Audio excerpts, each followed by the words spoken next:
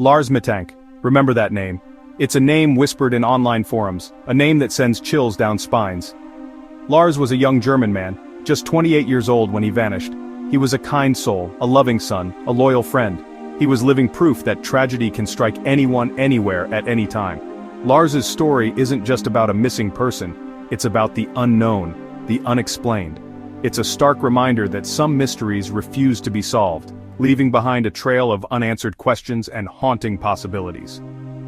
In the summer of 2014, Lars decided to embark on a much-needed vacation. He joined a group of friends, heading to the sunny shores of Bulgaria. Golden Sands, they called it, a paradise of beaches, parties, and carefree fun. Little did Lars know, this vacation would be anything but ordinary. It would be a descent into a nightmare, a labyrinth of strange occurrences culminating in his sudden and inexplicable disappearance. This isn't a story with easy answers, it's a tangled web of unsettling events and dead ends. But it's important to tell, to keep Lars's memory alive and to grapple with the unsettling reality of his fate. In the face of the unknown, we are left with questions, theories, and the chilling realization that sometimes, people simply vanish. Bulgaria, a country where the past and present intertwine seamlessly, creating a rich tapestry of experiences. A land steeped in history, where ancient ruins whisper tales of bygone eras and historical landmarks stand as silent sentinels of time. A melting pot of cultures where diverse traditions blend harmoniously, creating a vibrant and dynamic cultural landscape. And home to the vibrant coastal resort of Golden Sands, a place where azure waters meet golden shores, offering a perfect escape from the mundane. This was the chosen destination for Lars and his friends, a group of adventurers seeking to trade the everyday for sun-drenched relaxation and unforgettable experiences. A place where they hoped to bask in the sun, unwind by the pool, and let the worries of their daily lives melt away.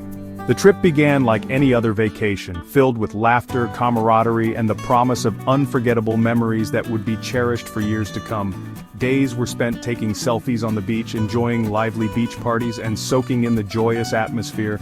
Days melted into a blur of sunbathing on pristine beaches, exploring the local culture, and immersing themselves in the unique charm of Bulgaria.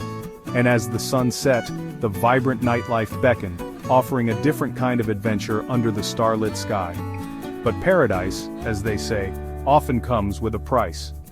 The carefree atmosphere couldn't completely mask the undercurrents of unease that began to surface. The initial days of bliss were soon overshadowed by a growing sense of discomfort, subtle yet persistent. Small incidents, easily dismissed at the time, began to accumulate, casting a shadow over their idyllic retreat.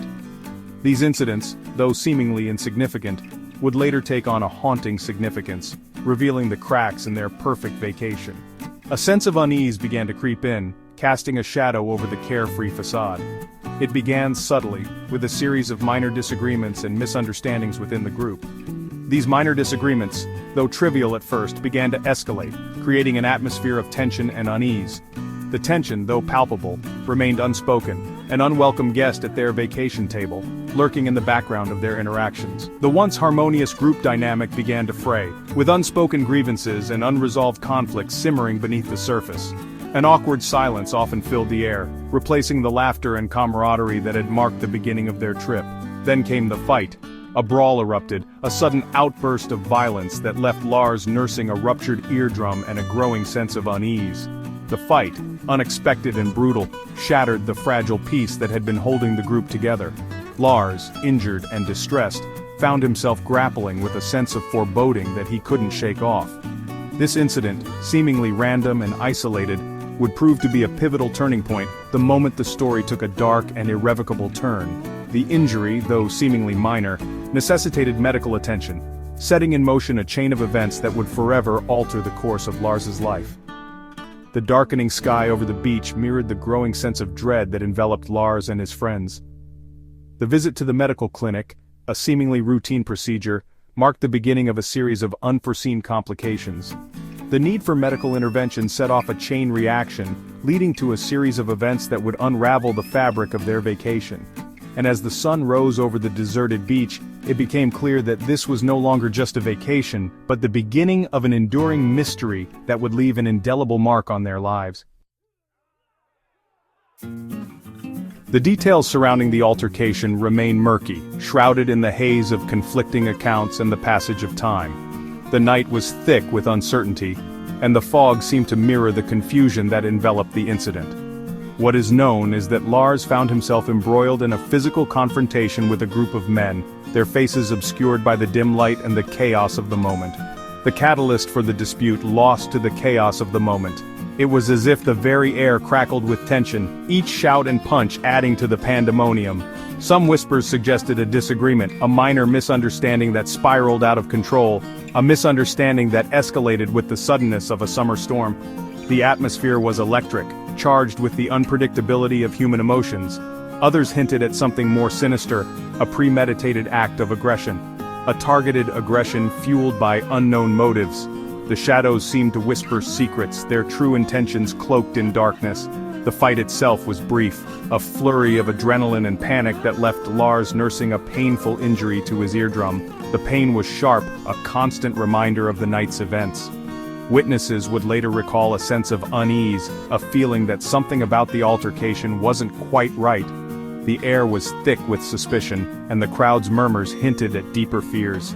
The assailants, they said, seemed to vanish into thin air, their identities and motives as elusive as smoke.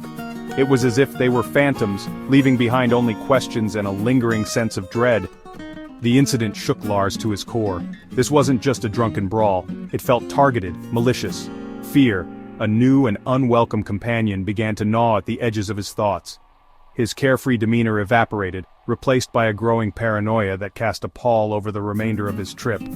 Every shadow seemed to hold a threat, every stranger a potential assailant. His carefree demeanor evaporated, replaced by a growing paranoia that cast a pall over the remainder of his trip.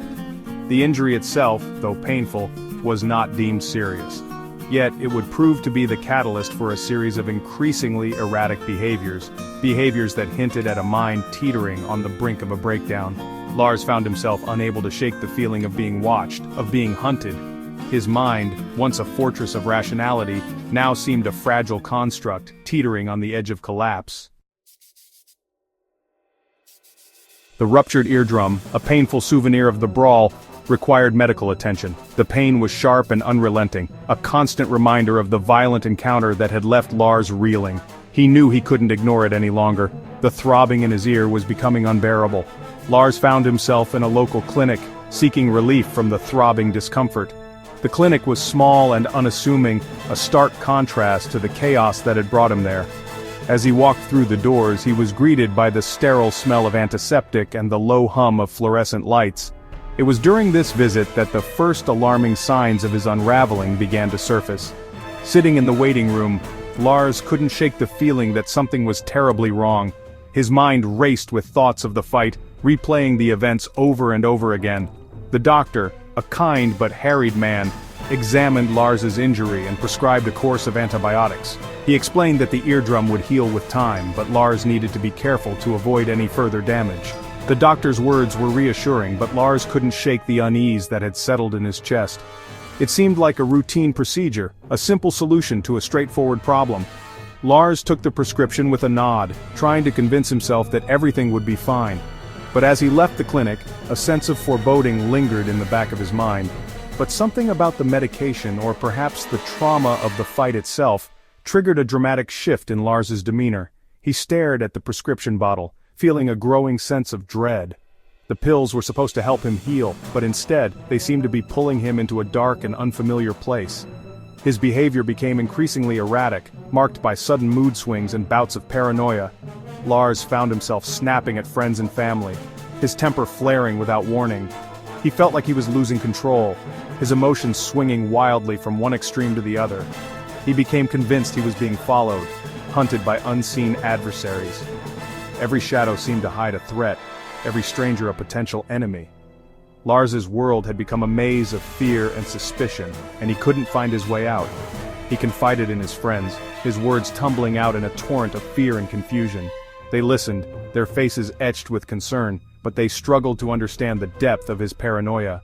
Lars's once clear thoughts were now a jumbled mess of anxiety and dread. They were the ramblings of a man spiraling into a dark and terrifying abyss.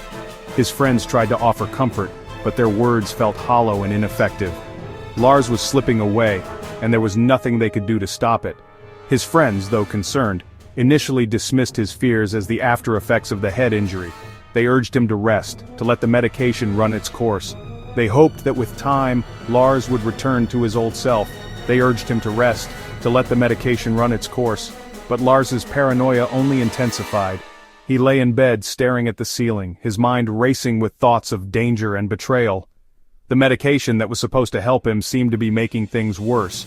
But Lars's paranoia only intensified. He refused to sleep, convinced that danger lurked around every corner.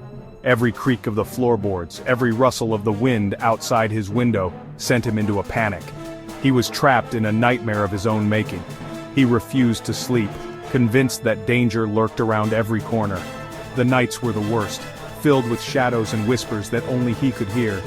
Lars paced his room, his eyes wide with fear, unable to find any peace. He began acting erratically, his actions as unpredictable as the storm clouds gathering on the horizon of his sanity. His once calm demeanor was replaced by a frantic energy that left those around him bewildered and worried. He paced his hotel room muttering to himself, his eyes darting around as if searching for unseen threats. The walls seemed to close in on him, the air thick with tension. Lars was a man on the edge, teetering on the brink of madness. He refused to eat, claiming the food was poisoned. His once healthy appetite had vanished, replaced by a gnawing fear that everything around him was tainted. The simple act of eating had become a battle against his own mind. His once bright spirit was consumed by a darkness that no one could quite comprehend. Lars was a shadow of his former self, lost in a world of fear and paranoia.